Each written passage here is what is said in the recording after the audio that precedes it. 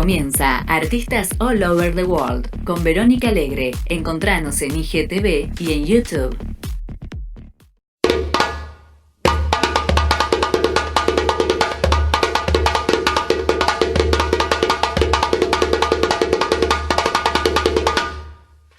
Hello, this is Artistas All Over the World, and today we are with an international director. He's an Italian director. He is a director, writer, working many roles on set and also as an actor. And this is the first film. Welcome, Stefano Cipani. How are you? Hi, thank you. I'm very good, thank you. Okay, so tell us, Stefano, what is directing in your life? Why did you choose this career? Why did I choose this career? Like, you Yes. mean like a movie director, right? Yes. Okay, well, I mean, I think it's because of my big, great passion for arts. In general, when I was a kid, I loved the poetry. My grandfather was a painting collector, so I grew up around paintings, around poets, and most around ballet, around dancers, because my mom, she's a choreographer. So being an artist in my family was okay, was fine, so at some point, I realized that I was watching so many movies, that I loved movies so much, and I loved them because it was, you know, like a cross between all these arts that I loved. Mm-hmm. So getting older, like getting 15, 16, 17, I started to really get serious about having a movie career. And do you or did you study directing? I did study directing in Los Angeles at Universal Studios NYFA for 2 years in a master. And also I studied story of movies and cinema, criticism in the University of Bologna when I was 18, from 18 to 22. Then when I was 22, I moved to Los Angeles, where I studied directing, more like technical aspects of it. Mm-hmm. So why everybody is going? Why everybody is going to study directing in Los Angeles? Is one of the best places to study, or not? Well, I mean, I think it is because there is a lot of competitions. Mm-hmm. There are a lot of competitions. A lot of filmmakers are there. It's a city where a lot of kids goes and goes away, you know, they come and go. So for sure, it's the best place to be in terms of being affected by the passion of making movies, you know, because all of the people there are like very, very passionate, you know. They talk about movies. Some of our actors, DOPs, directors, you know, and you get to know all this fantastic work. So it's not just about the preparation, which is great, like at a technical point of view, but also because you are inside a very ferocious and full of people ambience, you know, that loves movies like you know. So I think that's the best aspect of Los Angeles. It's just being in the center of the world for what is movies. Mm-hmm. What is like to be working during many weeks or months on a movie, sometimes far from your family? It is like a nomadic work. I mean, for some filmmakers, it is. Mm-hmm. For me, at least now, it's very sedentary, actually, right now. You know, because I spend most of my time writing, you know, writing and watching movies. So most of the time I spend, you know, at home watching movies and write a lot. And then when the time comes that you go on set, yes, you maybe travel, you maybe go someplace.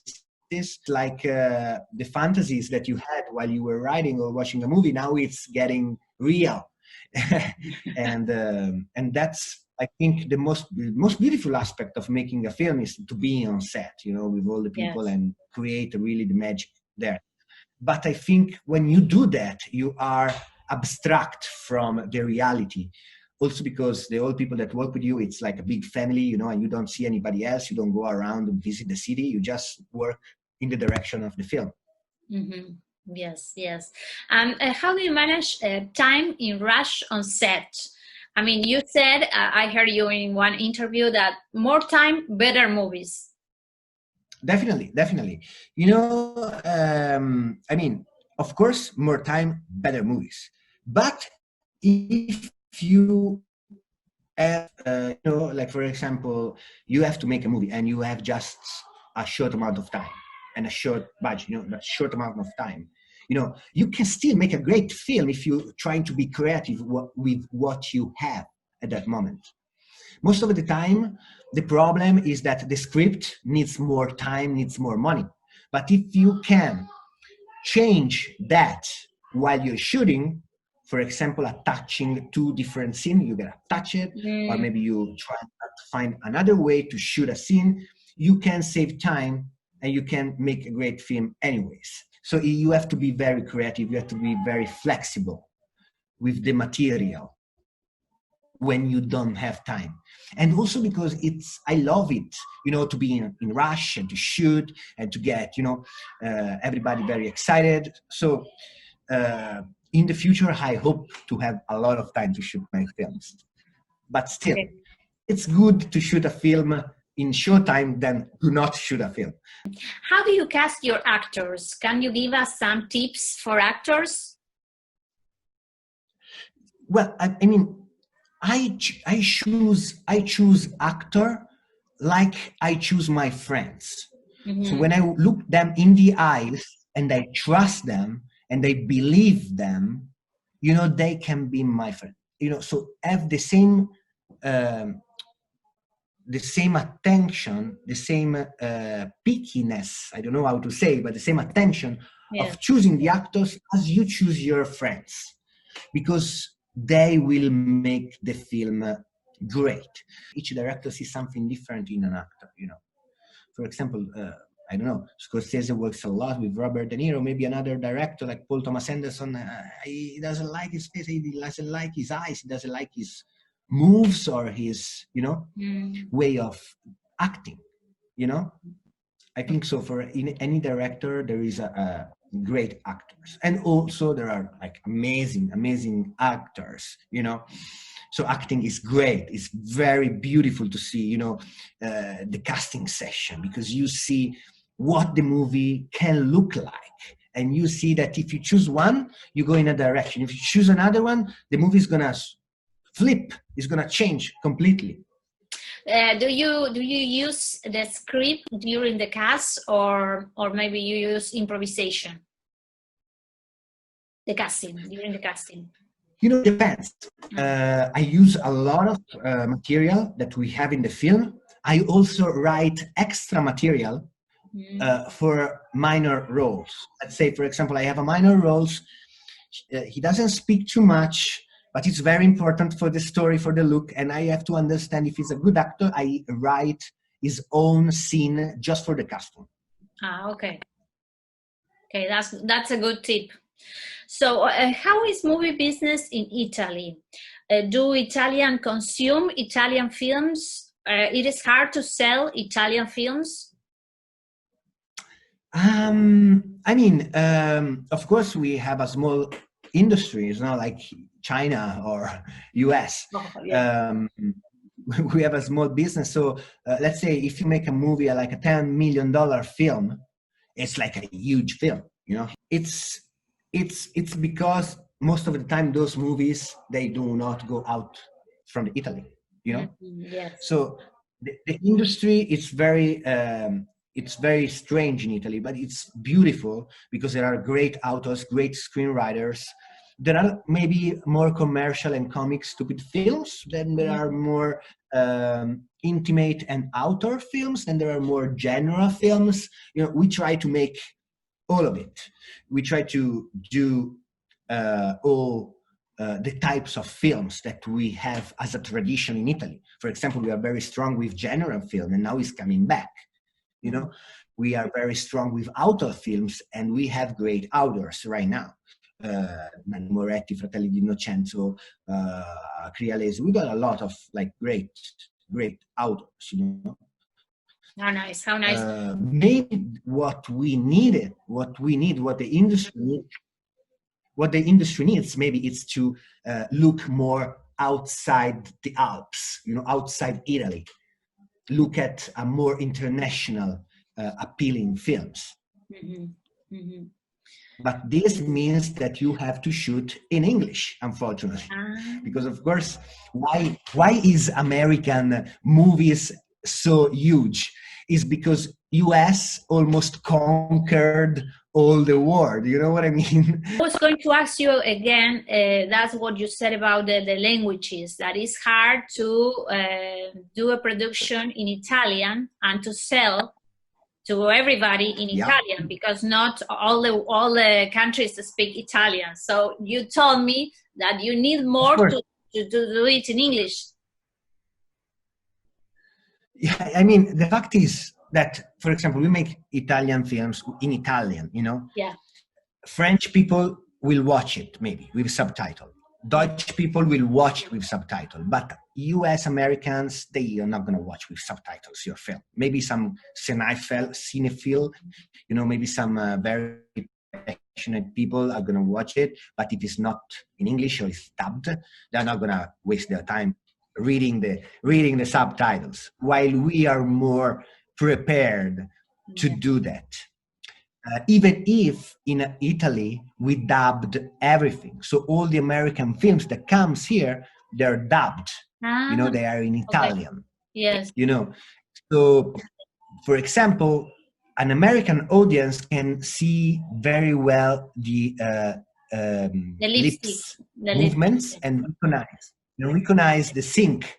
While in Italy, when we watch an American film, you know, you hear them talking in English, while with their mouth they do like crazy thing, like, "Hey, ciao, mi sono mangiato una bistec," and you understand that it's not in sync, you know. But we are so used to watch it that we don't even realize it. So in Italy, do you receive subsidies? I mean, amount of money from government for making movies, and if there is these subsidies, are accessible to everybody or not? Those money? Yes. I mean, let's say, okay, the government has some money, you know, to give to productions. Of course, if Paolo Sorrentino goes there and asks for 700,000 euro, it's more likely that we'll give it to him.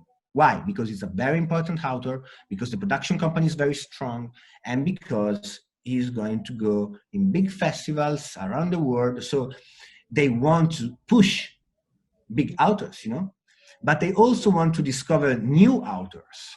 Of course, if you are new production with a new authors and you're trying to get money from the government, it's very difficult to get it. You know, you don't have the score. You know, the production never produced enough to get access to those money. So it will be nice, in my opinion, to have another fund for production that they never produced anything, for director that they didn't do anything before and they do not have a big production company or a big distribution. Mm-hmm. That's another question. Why do you think are less women directors? Okay, you know, for example, my crew was full of women. My production designer was a woman. My costume designer was a woman. My assistant director was a woman. You know, so I had a lot of women in the film, and I'm sure they have been very important in the building of the world of the work. And they work hard. They work a lot. And I think there are good Italian women directors. There are not so many. Why? I think because it's a very physical job. You know, it's like going to a war. You know, So it's very physical. You have a lot of people around you that are judging you, you know, and you have to be very strong, you know, sometimes. And so I think when you get like a good woman director, it's for sure better than a good man director. You know what I mean?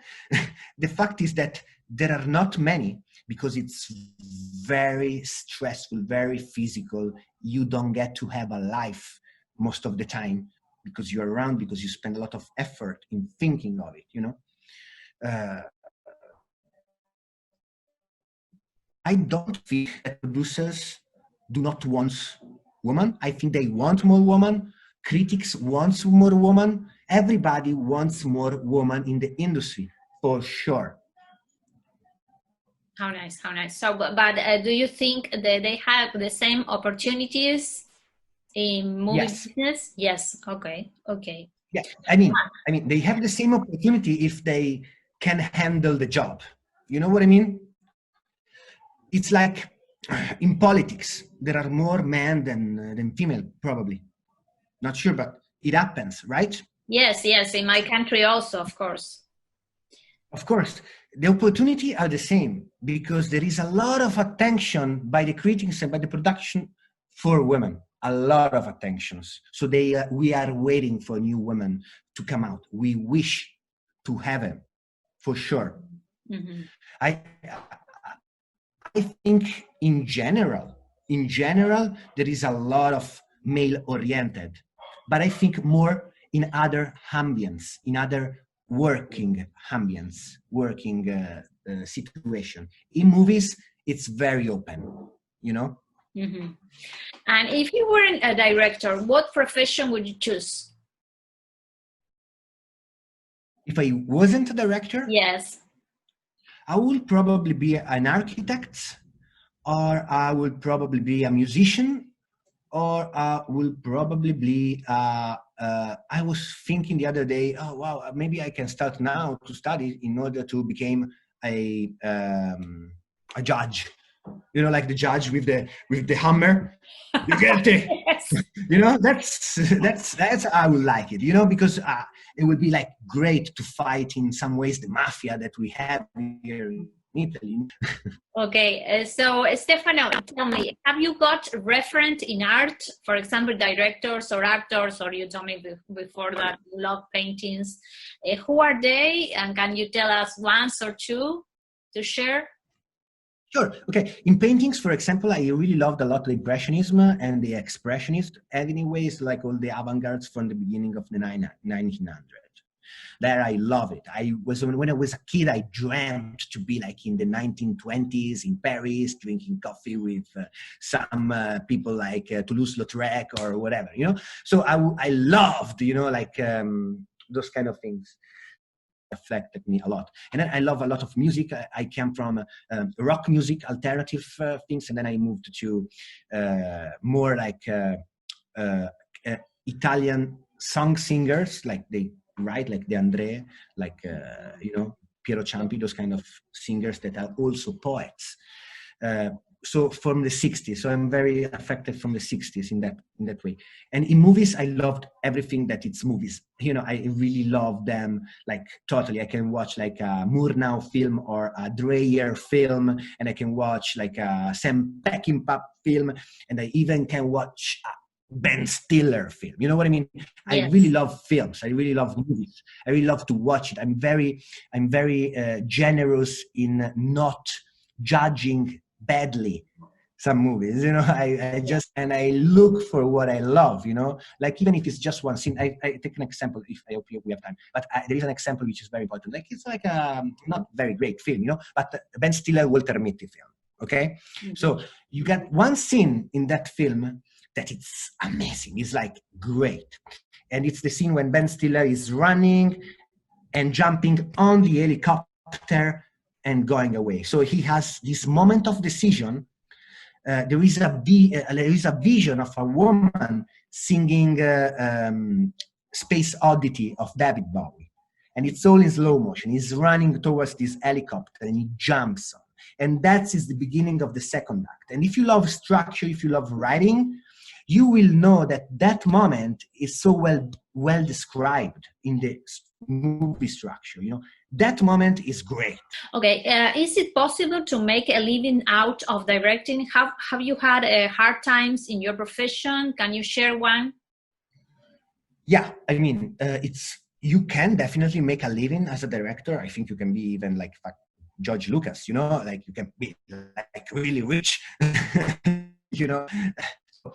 but you can be also really, you can struggle a lot, most of the time if you make like outdoor film, and every film that you want to do, it's like painful and nobody wants to give you the money because it's not going to make any money back, but maybe it goes into festivals, So I think there is a natural selection in being a director. I'm telling you why. And I tell you why a lot of women maybe are not director, because before you get to be a director, you have to suffer so much, you have to spend a lot of time not working or just working on something that you do not like.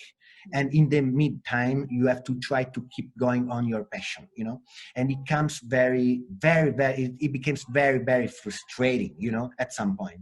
So there are some moments when you are like 27, 28, you didn't make a movie yet. It's been 10 years dreaming of being a director, and at some point you start to work, not as a director, but you start to work like maybe as an editor, or maybe as a DOP, or maybe as a TV director or a filmmaker, and you start to make money.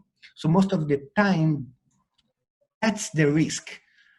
Stop dreaming about making film and just get a serious profession, because I'm 28, I'm 29, I'm 30. I don't know if I will never make a movie, so I will start to get a serious job, Do not do that. If you want to be a real director, you have to struggle. You have to touch the last point of the battle, and then you can go up. If you do not touch that thing, if you do not go into the catharsis, the crisis, you can't get there. Mm-hmm. Okay.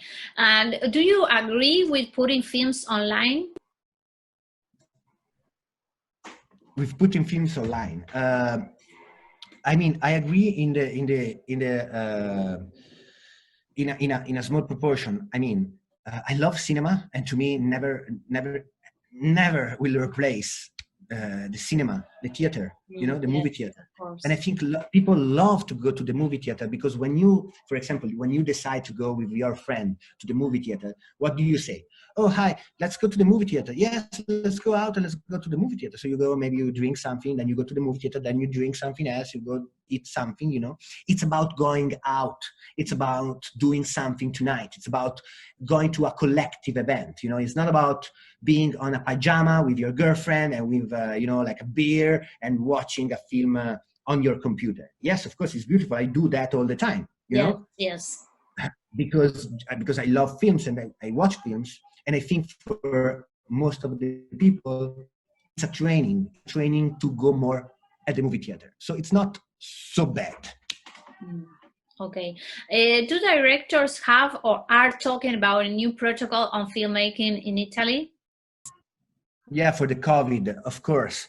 I mean, it's very complicated, the situation, because it's out of control. I mean, everybody, there are people that are very scared, people that do not believe in it. It's crazy. And now they're starting to finally going back to production with all the things that you need to be prepared in doing it, distances, masks, hygienic solutions, I think the main difference is that it costs 3 times more. So that's why now in Italy, all the production that are starting are more or less on Netflix or big productions that have the money to sustain a film during the coronavirus, coronavirus. They are filming nowadays, or no? I think they're starting now. Yes. I don't think they're shooting now, but I think they will start soon. I don't know exactly when, but they will start soon. So, Stefano, let's talk about My Brother Chases Dinosaurs, that it is inspired by a true story. even the person that inspired the story appears in the movie. What is the movie about? The movie is about the relationship between two brothers. One of them has a Down syndrome, and it's a story about accepting and changing your point of view on something that you can't explain.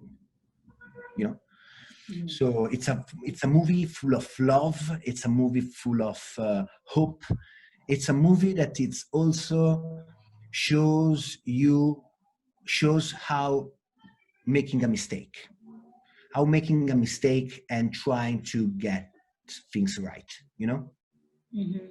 How nice.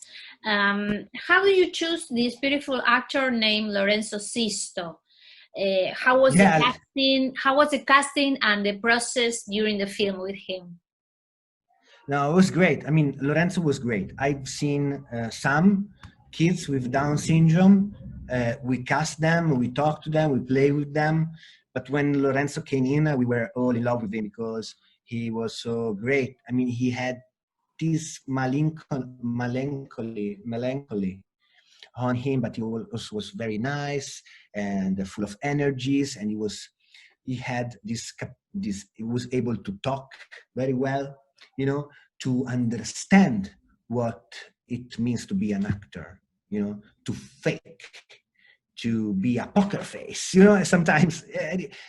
And when we started out, he never did anything, of course, before. And her mom was very worried because she said, I don't know if Lorenzo can do it, you know. And Lorenzo could do anything, even better than we thought. So we changed the script during the film because he could talk so well. He could do so more things than what was written on the script, that it was a continuous surprise on set. And the movie also has dealt with one delicate point as the Nazism in a teenager. What was it like to treat this topic? Yes, it was very delicate, but you know, it's been sometimes people with Down syndrome were and with disabilities were not seen very well during the Nazi time. Probably were killed. We don't know, but we know that they did like very bad things to disabled people, you know. So that's why Jack has this idea, to give the fault to some imaginary Nazi, you know. When Joe discovers that he's a Nazi, he of course he's not a Nazi, but he looks like a Nazi. And Joe, he doesn't even ask himself or ask his parents, what's a Nazi, you know? He doesn't care what's a Nazi. He cares just that he's his brother, you know? And when there is that moment when Joe comes in and shows that he made a t-shirt with a Nazi sign on it, you know, and he tells him, I love you. That's the more beautiful demonstration of love, because I love the what kills me. It's like, you know, like Jesus Christ on the cross. It's like contradictory, but it's also happening in all relationships sometimes, you know. More in this very close relationship between brothers. That we share a lot. It's like, and Joe is like saying, okay, everybody is saying that you are a bad guy because you are a Nazi, but I love you so much that I can be a Nazi if you want. You know what I mean? Even if you are a Nazi, I mean, and I think it's so sweet, you know, because beautiful scene, so beautiful. Yeah, they don't see the beautiness of the diversity of it. And then Rosy de Palma, the Almodóvar icon that acts as the aunt of the protagonist, said about the movie, it is one of those films which once you've seen, you leave the cinema a better person. What do you think, what do you think about these words? I mean, Rosy was great. I loved her. I mean, and she's right. I mean, I hope she's right for real. I mean, if you watch a film, for sure, it's one of those films that you watch and you think about it and you talk about it with your kids, with your families, or with someone. You know, there is something in it that is not about, you know, the people that worked on the film. It's about the message. It's about what it's being faced to the people to watch, you know. So you leave the movie theater as a better person, maybe not as a better person, but as a more conscious person, you know? Yes, yes. Stefano, have you got some advice for a young director? Oh yeah, I love young director. I mean, I love these kids that try to be a director. They want to make movies because they are exactly like me, you know. So I really want to tell them, never stop, you know, just continue shooting. Listen to the good comments. If you don't like the comments that you're listening, forget about it. Go on your own way. Do your way. Keep doing it. Never stop. Never give up, even if you are 30, which is a young director here in Italy, 30, you know? So do not give up. How nice, how nice. What is your next project? My next project. Yeah. I mean, I have a lot of films that I would like to do, but of course it's very difficult to choose the right one because of the budget, because of what it's good to do for me now, or what it's the best idea, the best high concept. You know, right now I have in mind a movie that it's about school, about the school, and it talks about a group of parents dealing in a very hard conversation with the principal about their kids, you know. Mm-hmm. So they're gonna talk about, you know, school, educations, and there will be a crime. How nice. So how is the pandemic in Italy today? Is there a quarantine nowadays or not? No, not anymore. Not anymore. Now it's more everything. It's, let's say, almost over. They free the region, so you can travel around. You can see people, but of course you have to keep distance. The bars and the restaurants have very strict rules, and you can't go to concerts, you can't go to see a football match, you can't go to the movie theater, you can't do a lot of things that we love to do. And what do you like most from your country? What I like most of Italy, well, yes. I mean, for sure, what you see, the quality of life. I mean, it's very dysfunctional. Italy is dysfunctional, and the politics is crazy.